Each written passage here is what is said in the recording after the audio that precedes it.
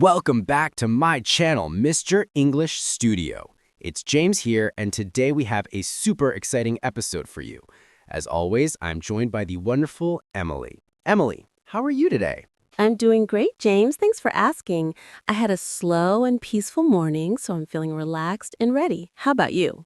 I'm good too. Yesterday was a long day, so I'm happy to just sit here, talk, and help our amazing learners improve their English. And we always have fun, right? Always. And today's topic is one of my favorites because students ask us this all the time. How do I talk about my weekend like a native speaker? Exactly. And trust me, once you learn a few natural phrases, you'll sound much more confident and fluent. So stay with us till the end of the episode. Before we start, James, what did you do last weekend? I'm curious. Oh, nothing too crazy. I finally cleaned my apartment. You know, adult life. Wow, very exciting weekend. For me it is, but see, that's a perfect example. Even a simple weekend can sound natural if you describe it well, and we'll teach you how to do that today. Absolutely. Weekend conversations are some of the most common small talk topics in English. At work, at school, meeting friends. Everyone asks, "So, how was your weekend?" Yes, and before we teach useful phrases, let me ask our viewers, do you usually talk about your weekend in English? Let us know in the comments. And here's another one for you.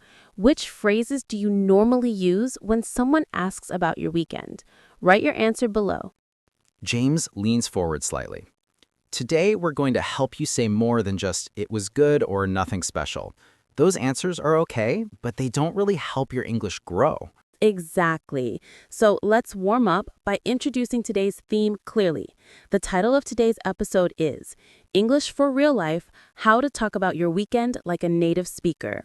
In today's 5 chapters, we'll teach you natural vocabulary, native-style phrases, useful structures, common mistakes, and ways to make your English sound more interesting. And we'll also give repetition practice so you can speak along with us. Speaking practice is so important. When you repeat after us, you train your mouth and your brain together. Yes, and here's a little question for you. Have you ever tried shadowing before? That's when you listen and repeat at the same time. We'll guide you through it today. Now, before we dive into examples, let's start with some simple weekend vocabulary. James, why don't you give us a few basic verbs? Sure. Repeat after me, everyone. I stayed home. I went out. I hung out with friends. I relaxed. I slept in. Great. And here are a few from me. I watched a movie. I visited my family. I went shopping. I cooked something new. I went for a walk. These are everyday verbs that native speakers use all the time. And don't worry, we'll show you how to build full sentences in the next chapter. Yes, so don't go anywhere. And before we move on, tell us in the comments, which of these new verbs will you use to describe your weekend? If you enjoyed this first part and learned something new, don't forget to like and subscribe. And stay with us. Chapter 2 is coming next. Just say, yes, continue. All right, welcome to Chapter 2. Now that we warmed up with some basic verbs, let's talk about how native speakers actually describe their weekends. Because trust me, we rarely say, "my weekend was good." Yes, we normally use more colorful, expressive phrases. They sound friendly, natural, and very real life. And don't worry, we're going to teach you step by step how to use them. So let's start with a simple question. Emily, how would you naturally describe your weekend? I would say something like, I had a pretty laid-back weekend, or my weekend was super chill. That means I relaxed and didn't do too much. Exactly. And that phrase, laid back, is very native. Repeat after us. I had a laid back weekend. Another great one is, I took it easy. It means you didn't rush, didn't stress, you just relaxed. Yes, that's a great phrase. Everyone listening, repeat after me. I took it easy. Now, let's introduce some more expressive forms. James, give us one. Sure. I love saying I had a productive weekend. That means I got a lot done. Maybe cleaning, organizing, studying, exercising. Yes, and it sounds very positive. If you did many useful things, you can say that. Repeat with us. I had a productive weekend. Here's another one. My weekend flew by. That means it felt very fast. Or the opposite. My weekend felt long if it was slow and relaxing. Now, viewers, here's a question for you. Do your weekends usually feel fast or slow? Comment below. I want to add one more. If your weekend was exciting and fun, you can say, I had an awesome weekend, or my weekend was fantastic. Yes, we don't always say good. There are so many better options. Let's repeat these together. Awesome. Fantastic. Great. Pretty nice. Not bad at all. And here's a useful tip. Native speakers often start their answers with a small reaction sound, like, oh, or well, or honestly. It makes your speech sound more natural. For example, oh, my weekend was pretty relaxing. Or, honestly, I had a super busy weekend. Viewers, repeat these reaction phrases with us. Oh, well, honestly, to be honest. Great work. Now let's practice building full, natural sentences. I'll give a simple version, and Emily will upgrade it using a more native phrase. Okay, I like this game. Basic version, my weekend was good. Emily, upgrade it. My weekend was really nice and relaxing. Good. Next, I relaxed at home. Upgrade, please. I took it easy at home and enjoyed some quiet time. Perfect. Here's another. I cleaned my room. Upgrade, please. I had a productive weekend. I finally cleaned my room. Yes, and this is a great example. You don't need complicated vocabulary to sound natural. You just need the right phrases. To our viewers, which upgraded sentence did you like the most? Tell us in the comments. Now let's give you a short list of native weekend openers, things you can say at the beginning of your answer. I'll start. Repeat after me. Honestly, it was. Actually, I had a. To be honest, my weekend was. Well, I ended up. And here are some from me. It turned out to be. It was surprisingly. I didn't plan much, but. You can mix these with any verbs or activities you want. That's how you build natural, fluent sentences. Before we finish this chapter, let's ask our viewers, which opener will you try using this week? Let us know. And remember, using these phrases will make your weekend conversations more expressive and confident. Chapter 3 is coming next, and we'll show you how to describe your weekend activities in detail, just like a native speaker. If you're ready, just say, yes, continue. Welcome to Chapter 3. Now that you've learned natural weekend openers and expressive phrases, it's time to go deeper. In this chapter, we'll show you how to describe your weekend activities in a detailed, natural, and interesting way. And don't worry, you don't need complicated grammar. You just need the right rhythm and the right expressions. We'll help you build that step by step. Okay, let's start with something simple. Emily, tell us about one thing you did last weekend, but say it in a detailed, native-sounding way. Okay, I could say, I went for a long walk on Saturday morning. The weather was perfect, so I grabbed a coffee and enjoyed some quiet time outside. Beautiful, very natural. And see, she didn't use advanced vocabulary, just simple words, but said in a smooth, descriptive way. Yes, describing is like painting a picture with words. Simple details help people imagine your experience. Let's break it down for our listeners. Emily used a structure you can copy. Activity, extra detail, feeling or reaction. Exactly. And you can do this with any activity. For example, I watched a movie. Add detail. I watched a movie that I've wanted to see for a long time. Add feeling. It was even better than I expected. And suddenly, boom, you sound much more like a native speaker. Yes. Now, let's give our viewers some repeat after me practice. Ready? Repeat after us. I went for a walk and the weather was perfect. I watched a movie and it was better than I expected.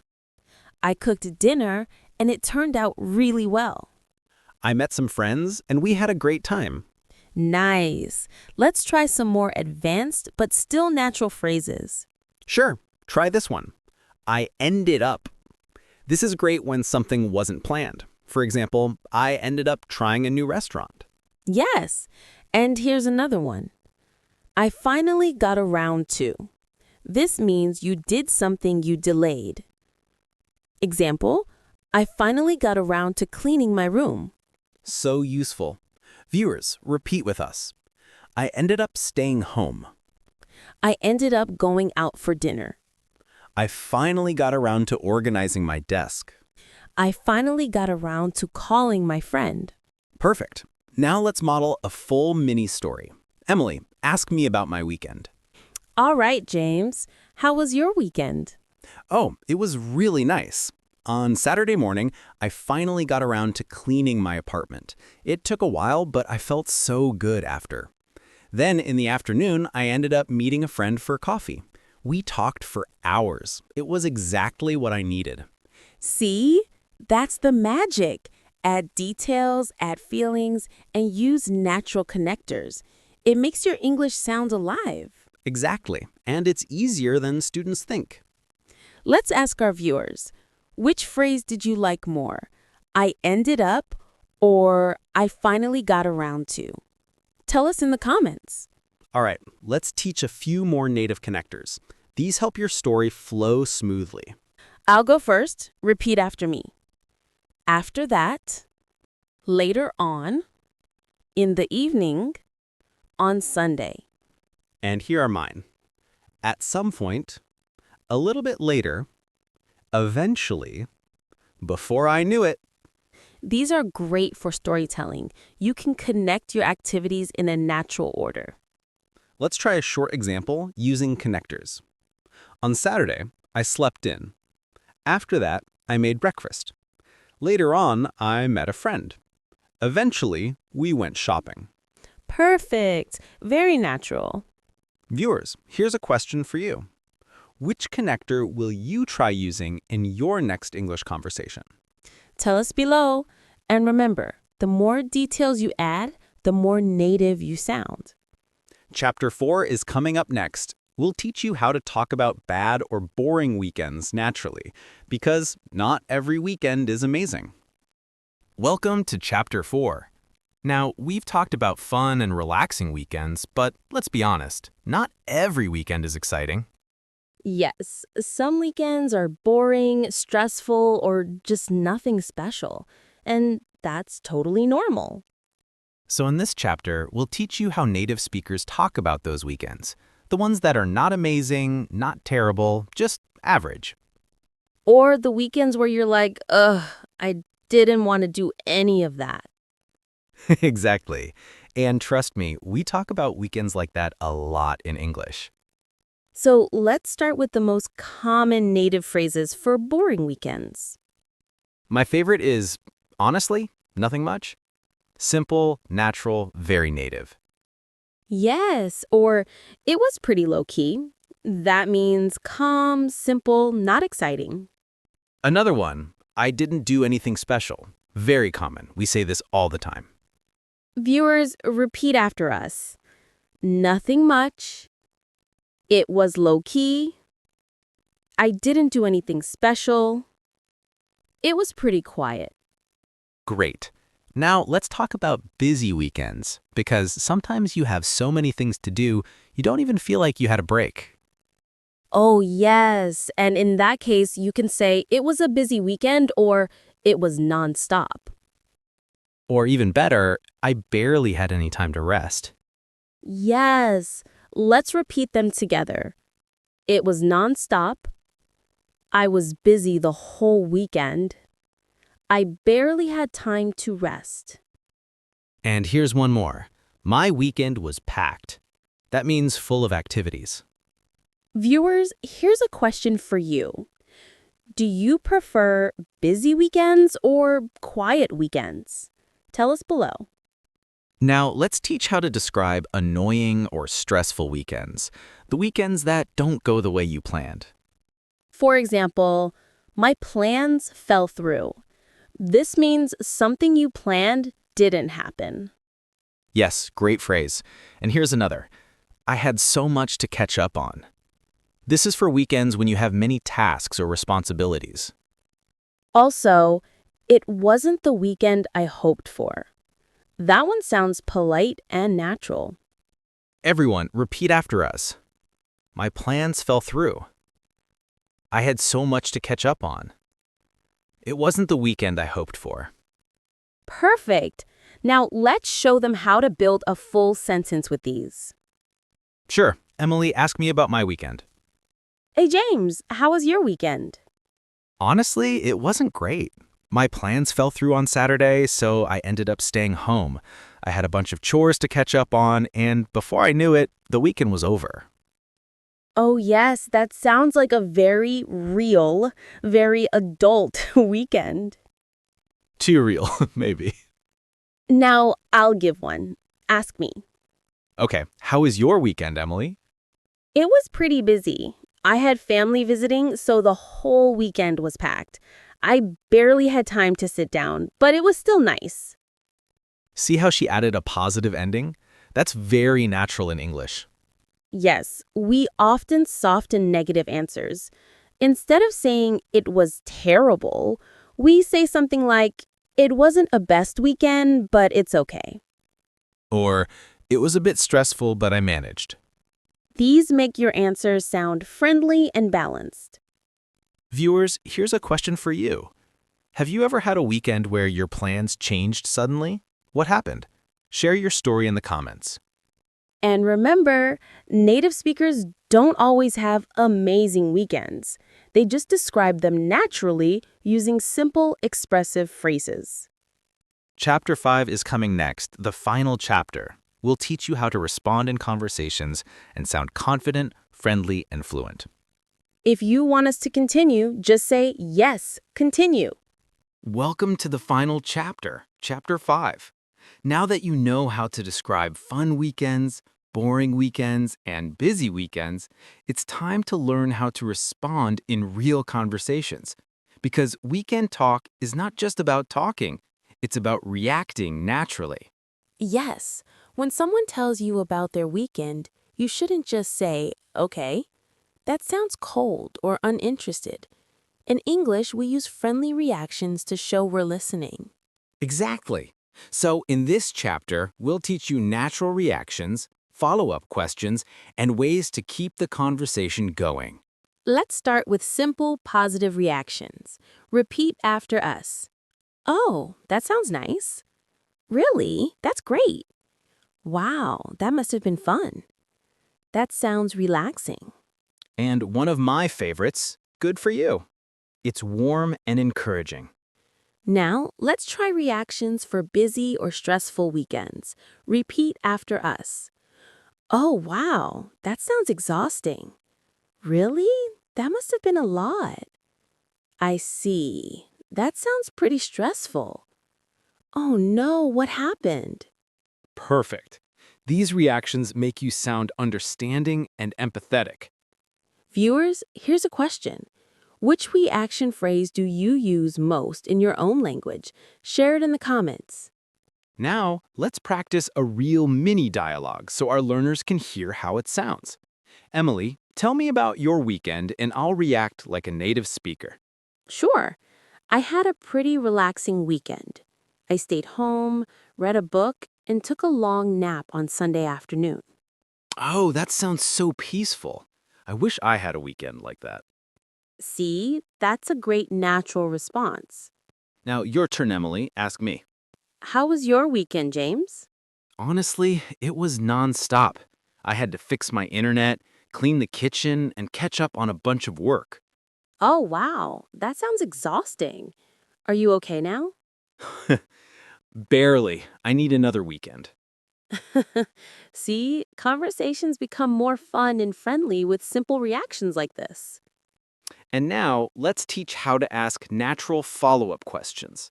These make the conversation continue and show interest. Repeat after us. Oh, really? What did you do exactly? Did you enjoy it? Who did you go with? How long did it take? Would you do it again? These are perfect for real-life conversations at work, school, or with new friends. Here's a tip. English speakers love asking questions to keep the flow natural. Even simple questions make a big difference. For example, if someone says, "I went hiking," you can react with, "Oh, wow, where'd you go?" Or if they say, I slept all weekend, you can say, lucky you. Did you feel rested after? Simple, friendly, natural. Now, let's help our viewers practice. We'll say a weekend sentence and you think of a natural reaction. Ready? Here's the first one. I spent the weekend cooking. And the second one, I had a super busy weekend. And the third one, I stayed home and watched movies. Viewers, write your reactions in the comments. We want to see your creativity. Before we wrap up, let's summarize the key points from today's episode. Use natural openers, add simple details, use feelings and reactions, connect ideas with small phrases, and respond to others with friendly curiosity. Yes, these simple techniques will make your weekend conversations sound much more natural and native-like. And remember, speaking is a skill. The more you practice, the better you get. So practice these phrases with your friends, family, classmates, or even with us in the comments. If you enjoyed this episode and learned something new, don't forget to like and subscribe to the channel. And leave a comment telling us about your weekend. We'd love to read it. Thanks for watching, everyone. See you in the next video. Bye for now.